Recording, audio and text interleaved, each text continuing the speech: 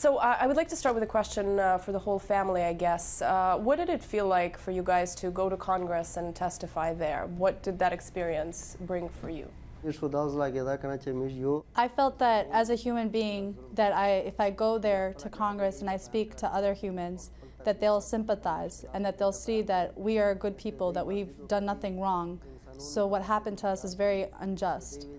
And so if they want to go further and change the policy, that is what I really would hope for, but I really can't say if that will happen or not. Do you think justice could happen for you? I mean, that being your goal, I guess, of visiting the U.S., do you think justice will eventually come? And just in general, how have you been received here in the U.S. so far? I hope to God, if God willing, that we will get justice, because we are good people, and I believe that when someone has a good heart and they haven't done anything wrong, God will make sure that they take care of us and that justice will be served. I find that Americans, just like in Pakistan, we have good and bad people. There are good and bad here, but all the Americans that I've met, they've been interested in our story and they've been listening to our story, and they have very soft hearts that they feel for us. They understand our loss. But putting that aside, I'm not here against Americans. I'm just upset with the policy, the government, and the policies that they have. Explain to us a little bit why it was important for you to risk coming here and sharing this story. I came here because what happened to us was wrong, and as long as I'm telling the truth and they see that my children were injured and that my mom was killed, they'll see that we aren't wrong, we aren't terrorists. So that's why I came here, because I wanted to share my story. Have the drone strikes changed the way you felt about the United States? And when you came here, has that perception changed in any way?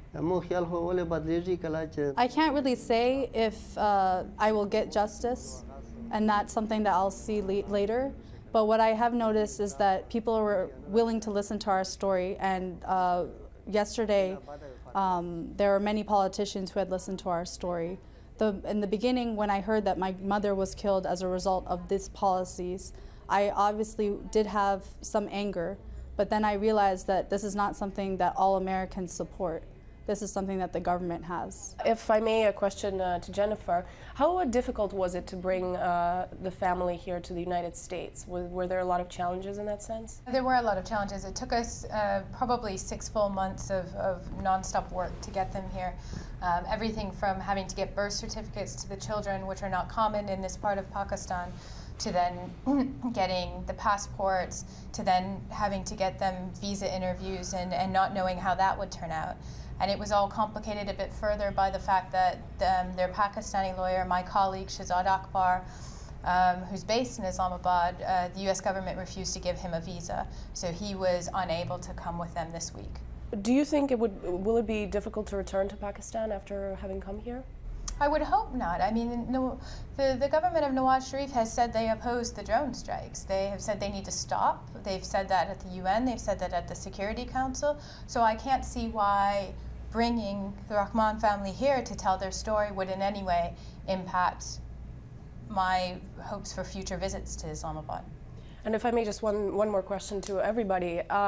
Do you hope that because this terrible story happened with you, affecting your lives so deeply, do you think speaking up about what happened is going to help impact the drone wars? Do you think you speaking out can bring about real change when it comes to this policy?